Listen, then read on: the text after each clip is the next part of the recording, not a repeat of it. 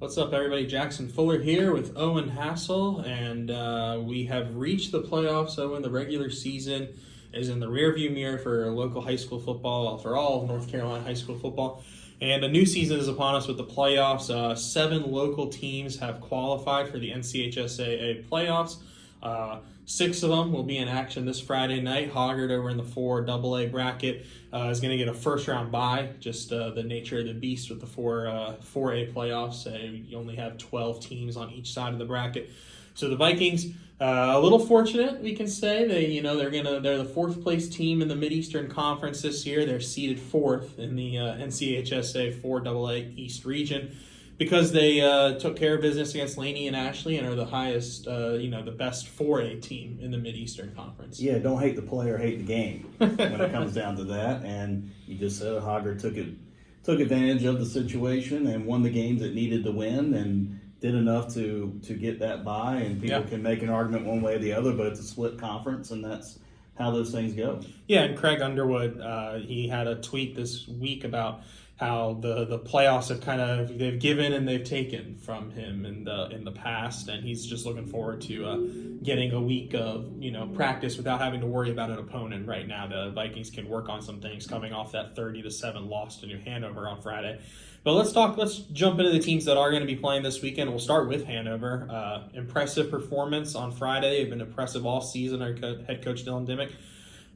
They really made a jump in the Max Preps rankings over the past 2 weeks, where it was looking like they might be seeded at like a 4 or a 5 just 3 weeks ago. Well, they beat a good West Brunswick team, a 4A team in Hoggard. They jump up. They're the 2 seed in the 3AA, and for the second straight year, Hanover will open their playoffs at home against Topsail. So we get a Mid-Eastern Conference rematch right away in the first round of 3AA playoffs. And I know what most people are thinking is, conference rematches, first round of the playoffs, that kind of thing. It's really goes down to this: what do you want? Because not everyone can be happy. You can't make everybody happy. We certainly know that in the newspaper business, that North Carolina's a big state.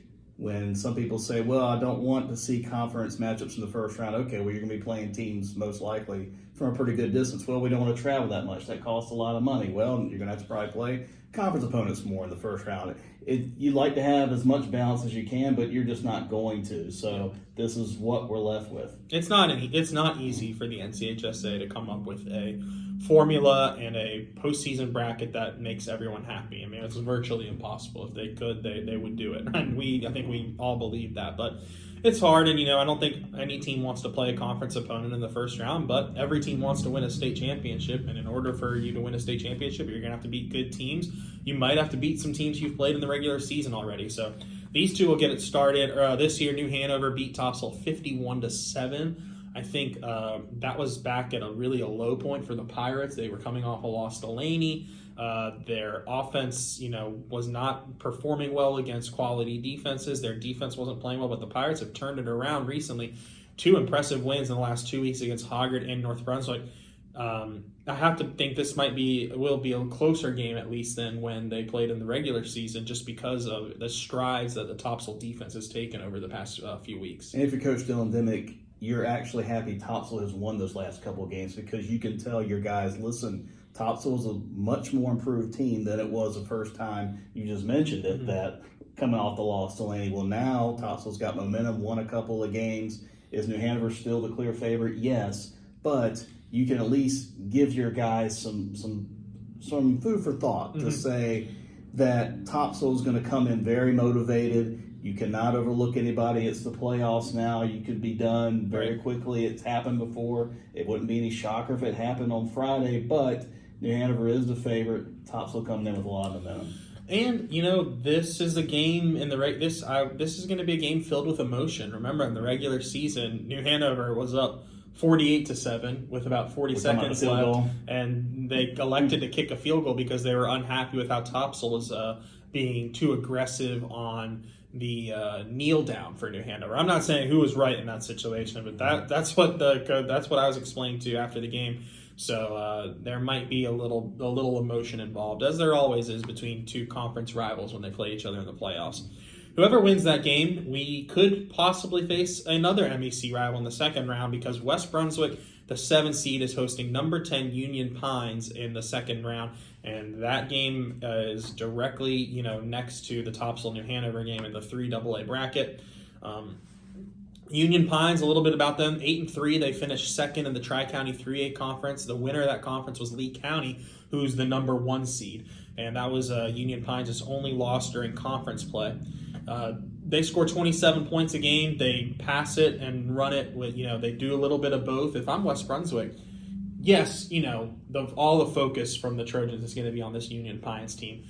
But I'm a sports reporter. I'm going to look forward a little bit myself. This is a good matchup to get them prepared for New Hanover, a team with balance and a pretty good offense in the first round of the playoffs. You could argue that this is the second best offense that West Brunswick will face this year. Yeah. You can make that argument. Mm-hmm. And it's coming in the first round of the playoffs, which once again tells you it's the postseason. Mm-hmm. Doesn't matter who you're facing. You cannot take any plays off now. The time for any of that type of stuff, if there was any time for it, is done. And if West Brunswick's thinking anything about the next week, I'm sure Brett Hickman's going to put them in their place real quick, because once again, that's an offense that we saw where West Brunswick's defense eventually was going to struggle by having to be out there a long period of time, and their offense couldn't do as much, and then New Hanover took over. Will that happen again this Friday? That's going to be interesting to see how long the defense has to stay out there. Can they get quick 3 and outs early and really assert the dominance that it has shown with 4 or 5 shutouts this year? Can it do that early, or is it going to take some time to kill a few drives and then no telling you keep the team like that hanging around? Yeah, and I will say I'm excited to see West Brunswick's offense in the playoffs for however long the Trojans are in it. We know the defense is good over there at West Brunswick. I think in the area this year we have some really good defenses like West Brunswick's, Hoggard, and New Hanover's. But so I still don't know how good or how bad the West Brunswick offense is. I'm excited to see them against some teams from across the state.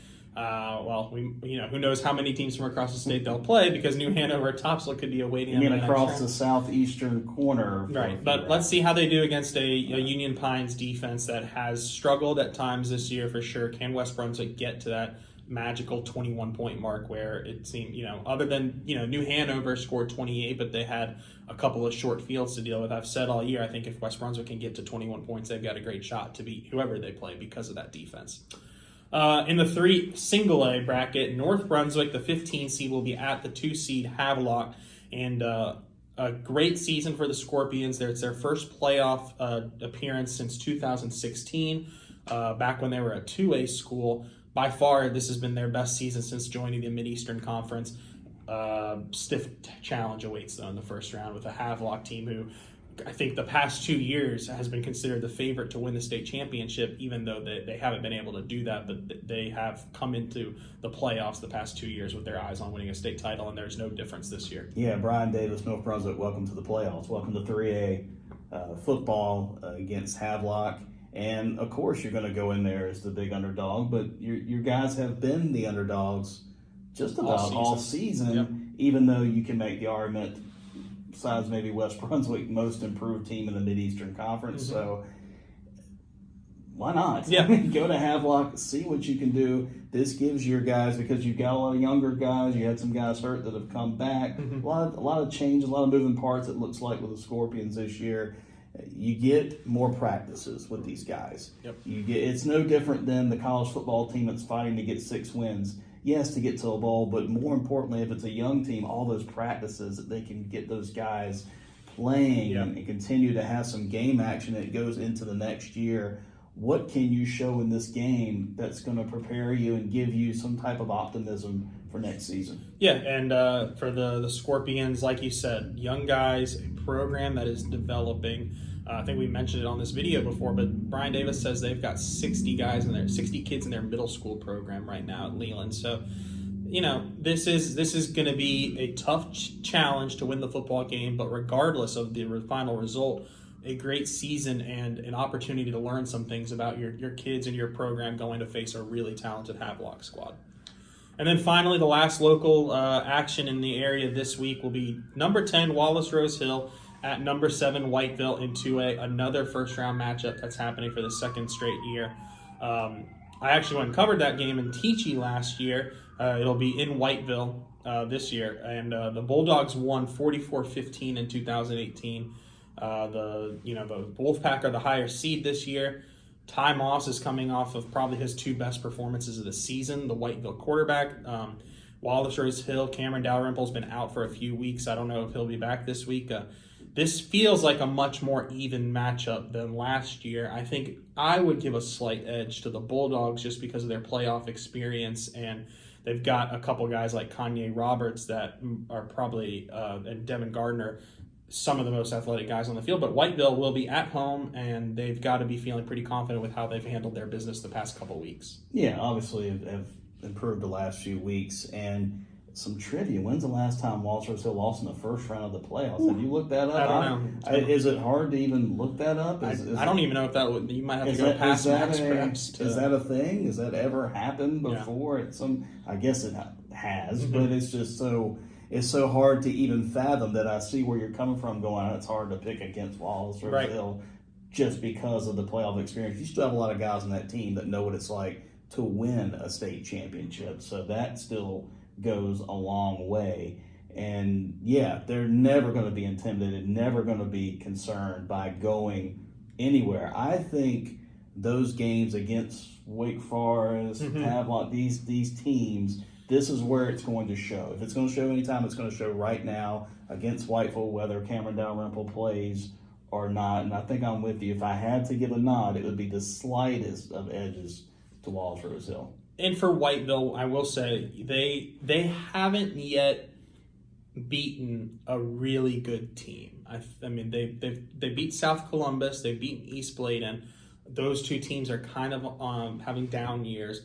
They beat Fairmont, who's having a pretty good year for their schedule, but they lost to Red Springs. They lost to West Brunswick. They haven't really gone out and beaten won a game that I would consider a toss-up game, where it's really hard to tell who's the better team.